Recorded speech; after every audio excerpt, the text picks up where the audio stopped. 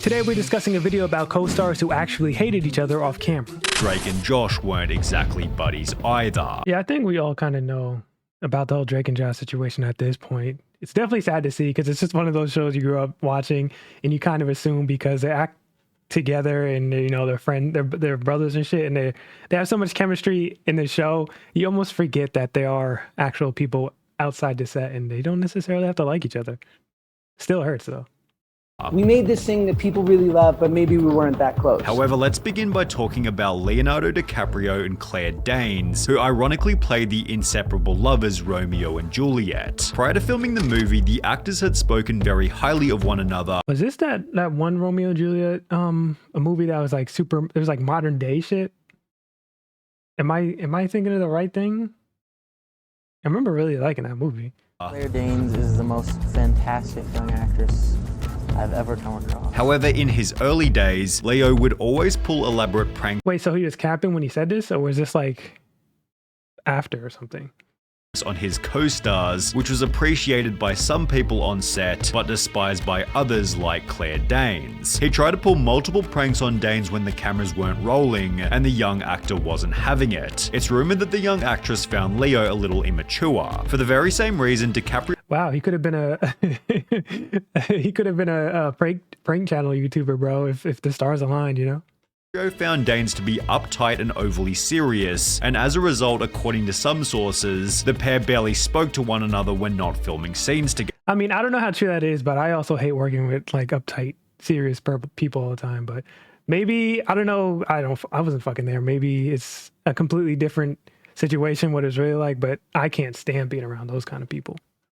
Roughly 1 year later, Danes was offered but turned down the lead female role in Titanic, with some speculating that she was simply uninterested in doing another film with DiCaprio. Despite this, the two have always talked highly of one another in public. The dude is a genius. He's been a genius for decades now. Oh man, I can't stand that shit. Bro, if you don't like someone, stand on business. You know what I mean? You ain't got to go around bad-mouthing people, but be for real. But then again, I guess in this industry, you can't really be for real unless you get blacklisted type shit. You got to be careful. So, I mean, I guess I get that. Wasn't the path taken by Kevin Smith after figuring out that Bruce Willis was a complete and utter dick. The two had agreed to collaborate on a... You know, I've heard this before. This isn't the first time I heard that he's kind of an asshole. 2010 movie called Cop Out, and 2 years prior in 2008, Kevin Smith praised Bruce Willis for being his favorite actor and biggest inspiration. However, as the two began working together, Kevin Smith realized he should have never met his hero. Yeah, classic story of never meet your heroes, man. See, I'd be feeling that way too. Like, I don't get too excited about celebrities. Like, sure, I have like celebrities, I guess, and actors and shit I'm into, but I'm not like a die-hard fan of any type of celebrity like that. And if I met him in real life, I'm like almost 100% sure I wouldn't be one of those people that are like breaking down and crying and be like, oh my God, it's so-and-so. I can't believe that. Like, it'd be cool to meet him, but I definitely wouldn't be like fanboying and going out of my way and all that shit. That's too much. Despite Smith being the film's director, mostly because you don't know what they're like IRL. They could be dicks. Or you could just catch them on a bad day and maybe your first impression of the person is now completely skewed because you caught them when they're having an off day. Willis refused to take any direction, with Smith later stating, "I was going at it like Bruce, do it like this. I was directing Bruce the way I direct everybody else." And Bruce was like, "I've been acting like Bruce Willis for 25 years. Do you really think there's anything you're gonna tell me that I don't know?" At a later point during filming, Bruce Willis threatened to punch Kevin Smith, after which Willis had to be separately photoshopped into the movie's posters as he refused to turn up to the photo shoots. On top of this, sounds like some prima donna shit, bro. I don't know about that one. Also, getting threatened to get punched by Bruce Willis. Come on now. Come on now. You're scared of him. But I'm not saying you should be fighting and shit. Obviously, you know, keep it professional. But who's scared of Bruce Willis? Willis failed to attend the party celebrating the movie's completion, where Kevin Smith made a toast stating, "I want to thank everyone who worked on the film, except for Bruce Willis." In a 2013 interview, Willis clapped back by stating, "Poor Kevin, he's just a whiner, you know. We had some personal issues about how we approached work. I don't have an answer for him. I'm never gonna call him out and lay him out in public. Sometimes you just don't get along." I mean, that's true too. Sometimes you just don't get along with people. Not everybody's going to like each other, you know? Everybody in your life is not going to like you. Sometimes they can just not like you for no reason at all. And there's nothing you can do about it. And it's not that big a deal. So you got to move on.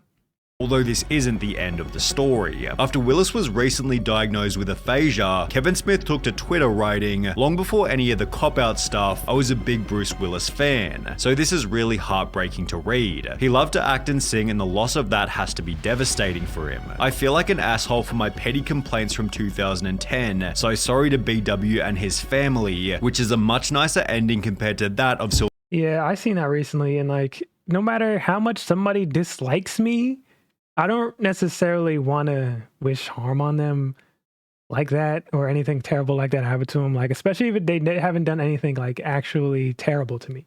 Like, someone just dislikes me for not, just for whatever reason, they just don't like me. I'm never like, man, I hope this terrible thing happens to them. That's pretty crazy. Sylvester Stallone and Richard Gere. The two met whilst filming a movie called The Lords of Flatbush, where Stallone instantly disliked Gere's demeanor, stating, "We never hit it off. He would strut around in his oversized motorcycle jacket like he was the baddest knight at the round table, although the real argument came when the two were eating lunch together." Stallone stated, "I was eating a hot dog and he climbs in with a half a chicken, covered in mustard with grease nearly dripping out of the aluminium wrapper. I said, that thing is gonna drip all over the place. He said, don't worry about it," which was followed by Richard Gere spilling grease all over Stallone's pants. As a result, Stallone, quote, elbowed him in the side. Bro, that's insane. Bro's walking around with the greasiest chicken in the world, spilling it on everybody. Sure, I get it. But like, spilling it on him, you have a right to be upset for sure, but hitting somebody because of that shit? Like, come on now. That's crazy. The head, after which the director chose to replace Richard Gere with a different actor altogether. Despite this taking place more than 50 years ago, Stallone has stated, "To this day he seriously dislikes me," which is an ending also shared by Ariana. Holding a grudge because someone spilled chicken grease on your pants is actually insane. Like, there's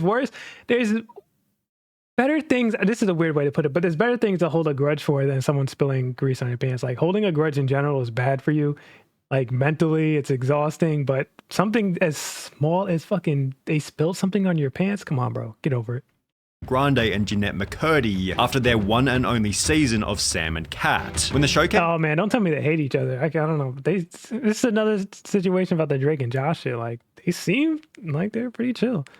To an end in 2014, Ariana Grande made an extensive heartfelt twitlonger thanking everybody Not the involved in the twitlonger. production, except for the other main co-star Jeanette McCurdy. This implied that the two weren't as close as the show suggested, which was confirmed at a later date when Jeanette stated the following. She would have to miss work because she was being pulled in all directions, so she's got to do radio shows, she's got to do the Billboard Awards, the Grammy. Yeah, I mean, that's true. I knew she was like blowing up and shit around that time. Like, she was doing all this other shit. So I guess it makes sense why she couldn't really give all her attention to the show. And the show didn't even seem, not that I watched it like that. I seen like parts of it, and it just wasn't really it for me. Grammys. She's performing at the Grammys, and I'm like acting on the show with a box because they decided that like for that week her character needs to be trapped in a box so she can go perform at the Grammys. That's tough. After this, Jeanette would write, "Ariana misses work in pursuit of her music career while I act with a box. I'm pissed about it and I'm pissed at her, jealous of her," before expressing further jealousy in her memoir by attacking Ariana's upbringing. Ariana grew up in Boca Raton, Florida, an incredibly wealthy, idyllic town with a healthy mum who could buy her whatever she wanted whenever she wanted. Damn. Gucci bags, fancy vacations, and Chanel outfits. Jeanette's hatred toward Ariana always— I had no idea she grew up, like silver spoon in the mouth type shit. Interesting. felt pretty pathetic. However, the feud between Will Smith and Janet Hubert— I guess I can see why she'd be jealous too, because I remember seeing like there's a bunch of shit that came out about how terrible her mom was and how like the whole acting thing went for her in that area. So I get the whole jealous and shit. That's actually heartbreaking to hear, man. reached a whole new level of petty jealousy. Oh, I heard about this. Didn't they like hate each other so much or some shit? Janet played Will Smith's auntie in Bel-Air. She got replaced, right? Disliking to Will Smith, as she felt it was unfair he'd been given a TV show at the age of 22. That's petty. Come on, man. Talent is talent. You can't, skill is skill. Why? You can't be mad at somebody for something like that. That's so much hate, bro. That's crazy.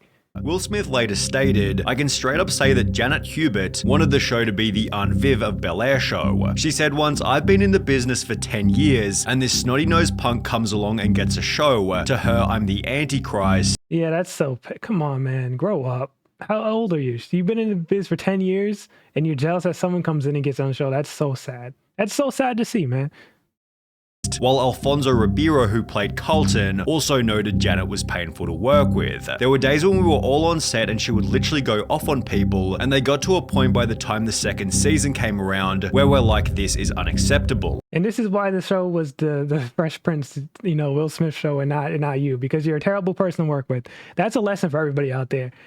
Sometimes the person who's easy to work with, not even sometimes, the person who's easy to work with is way more valuable than somebody who has all the skill and talent in the world, but they're absolute misery to be around. That's 100% true, no matter what industry you're in.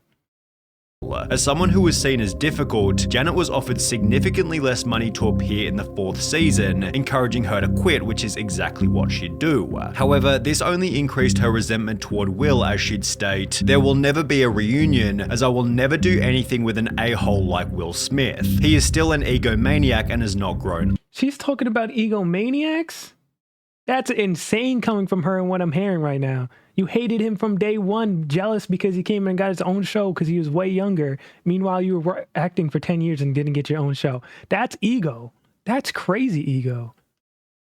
This constant reunion thing will never ever happen in my lifetime unless there is an apology, which he doesn't know the word. Despite stating that there wouldn't be a Fresh Prince reunion, it did eventually happen in November 2020. Yeah, with the cast that actually matters. No one was asking for her. Where more than 30 years later, Janet was still convinced that Will had ruined her life, stating, "I hated what you did, I just hated what you did. You took my career away of 30-something years," as Will Smith's comments about her being difficult made it hard for Janet to land work after. I guess maybe that I shouldn't judge. Maybe that's not all true. Like, there's always two sides of the story. Maybe she wasn't as bad, but I don't know. It's just hard to say. From the outside looking in, it's definitely hard to say. At the end of their talk, the two made up and apologized, although Nicki Minaj and Mariah Carey had no interest in doing so. I forgot they had beef with each other. One another in season 12 of American Idol, where their almost polar opposite personalities began to clash immediately. Are you country? Are you country? Do you like country? Do you like country? And I kind of feel like we're making her do. It's crazy that you're trying to talk over each other like this. This is giving me a headache. This is giving me a headache. Holy shit.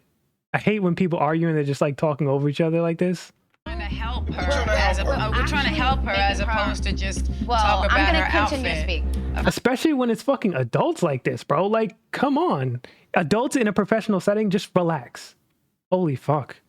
Well, we're almost actually. In a notable instance, the two had this argument mid-show where Nobody said every moment. Oh, excuse me, the music will cut me off if I can. Oh, darling, may I express this to her as a singer? I just feel like what maybe. Yeah, nah, this is embarrassing for both sides. It's embarrassing for both sides, for sure. Trying to be expressive, just sing from your heart the entire time, and your notes will continue to shine regardless of the dirt that gets splattered around you. After which Nicki threatened Mariah with violence. Multiple people heard Nicki. Come on, it's not even that serious, bro. You guys are just acting like children on set. That's so stupid. And you're gonna try and violence or beat you up, whatever the fuck she's about to say. That's crazy. Say, if I had a gun, I would shoot that. That's fucking wild. Threatening to shoot somebody over like some dumb petty shit like this? Bro, come on. Some people really don't grow up. I swear to God. Leading Mariah to state the following. It felt like an unsafe work environment. I'm not going to take any chances. So yeah, I did hire more security. Of course, if someone's threatening to shoot me on set or whatever, I don't blame her. In response to Mariah Carey's claims, Nicki responded by tweeting, "Hey y'all, let's just say Nicki said something about a gun. People will believe it because she's a black rapper. LaMayo, I'll then hit up Barbara and milk it." Wait, was that not true? Am I being played? Did she really not say that? If she didn't really say that, then what the fuck? Implying that Mariah had made the story up. Nicki then made another tweet reading, "I guess it hurts to have the producers tell you to your face that Nicki is the best judge we've had since Simon, or poor you, keep them lies coming," implying that Mariah was also simply not as good at judging. Man, just sometimes you just gotta keep it professional. It's not fucking even worth it, bro, because sure, you have beef with somebody in the industry like that, but now it's like other people are gonna be looking at you weird. Like, do I want to work with this person because they had beef with this other person on set? They didn't keep it professional anyway. I don't know, it's hard. Holy shit, this tweet's from 2012. Goddamn. For obvious reasons, both judges quit the show after only one season, after which Mariah Carey stated this: "That was the worst experience of my life. I would never want to be involved with it again." With Drake Bell and Josh. And it's like, honestly, she doesn't need to. Mariah Carey makes so much money every year for fucking Christmas alone. She doesn't have to do shit for the rest of her life. I'm fucking jealous. Peck holding a similar opinion about returning to their most famous show. While it seemed the two had a— Bro, what happened to these two is actually really heartbreaking because it's just one of those shows I grew up watching and shit. And then everything that happened to Drake outside of all that shit is just like, damn. Great time filming Drake and Josh, Drake would take to Twitter in 2017 writing, "When you're not invited to the wedding, the message is clear. True colors have come out today. Message is loud and clear. Ties are officially cut. I'll miss you, brother." Yeah, I remember him tweeting this too, actually. It was just like so petty. Like, why put it on Twitter? You know what I mean? Some people shouldn't have social media accounts because they can't control themselves. Like, this is something I feel like I would, if I was in that situation, I'd get in contact with someone who didn't invite me to the wedding, or maybe there's a situation going on. Maybe you could tell. There's always signs, you know what I'm saying? But if I don't know if the situation was with them, but if my best friend didn't invite me to the wedding, I'm not going to go on Facebook and be petty about it. I'm going to hit that person up and be like, what's going on? Did I do something wrong? Are we cool? Shit like that. That's so crazy, man.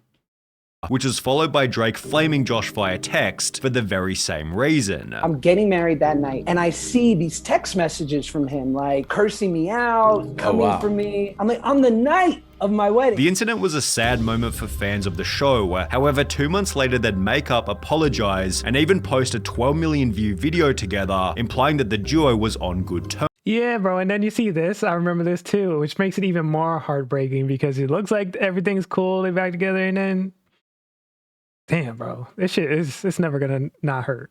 That would be until 2021, when Drake found himself in a bunch of legal trouble, after which Josh made the claim that they were never really friends. Are you guys like not friends? Not really, no. We made this thing that people really love, but maybe we weren't that close. So you guys were never close. I guess that's one way to put it. Damn, still sucks to hear. Close during when you were filming Drake and Josh? You were just kind of co-stars? Obviously, there were times where we were closer than not, but when inevitably the show ended, I mean, we're just totally different kids. These statements— Yeah, I hate to be that person too, who's like can't discern, fiction from reality. Like, obviously, the actors you see on screen, the characters portray are just one thing, and they don't necessarily have to be friends off screen. Essentially, they could be coworkers, and it's.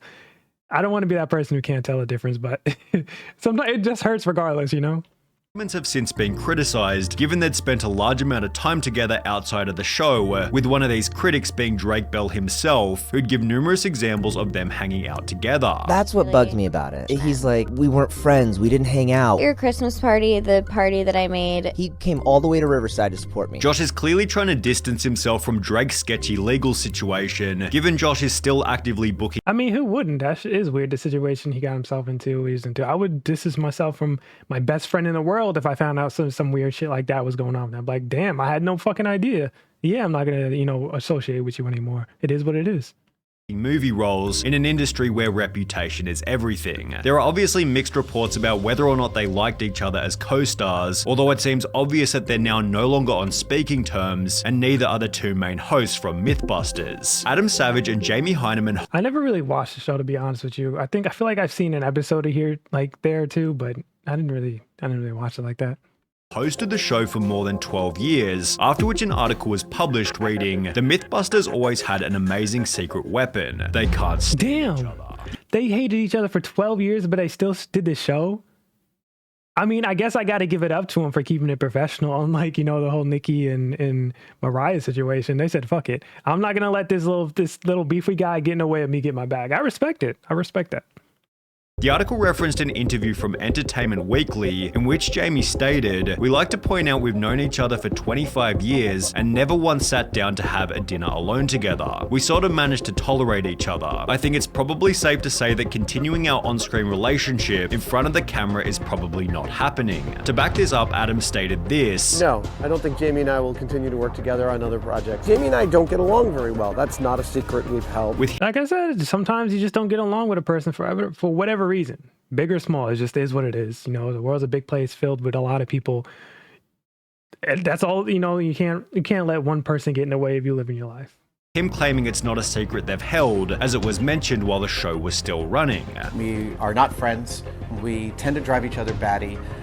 We have never, in the 21 years we've known each other, had dinner alone together. Our very different personalities means that we spend a lot of time in sort of conflict. Periodically. Yeah, sometimes your personality just doesn't mesh with other people's, and that's all it comes down to. Maybe it may not be anything that's like super, evil or anything like that, or something like that. It's just simply, hey, you're like this, I'm like this. We just don't get along. That it is what it is. Their behind-the-scenes animosity. It doesn't necessarily have to be like with malicious intent. Out onto the camera. What kind of seconds were you counting there? 2, 4, 5, 6, 7, 8, 9, 10? What kind of seconds are those? Who counts like that? So it's no. He's getting on his ass, bro. He's getting on his ass right now for no reason. I'm surprised that Adam would also state this. There's a lot of fighting on camera. We got really mad at each other, like really significantly, vitriolically angry. We drive each other nuts every day. We get frustrated with each other on a daily basis. However, the reason they're so proud of their awful friendship is because it's also their key to success. The friction between Jamie and I has an integrity to it and a chemistry to it. We have respect for each other. I can get that too. Like, they still did the show regardless of what was going on between them, and it made the show better in a sense, because there was like opposing, I guess, views or like opposing energies. I don't know, however you want to put it. It makes the show more interesting instead of just always just two people always agreeing with each other how shit should be done, etc. We also drive each other absolutely batty. We're not afraid to say something that will hurt the other's feelings because we don't care, Savage says. We consider it a point of pride that the right idea always wins. It doesn't matter whose it is. It's a working relationship based purely on respect and mutual gain. It makes the show more interesting to watch like that. With their unconventional approach resulting in unconventional success as one of the most popular shows in TV history.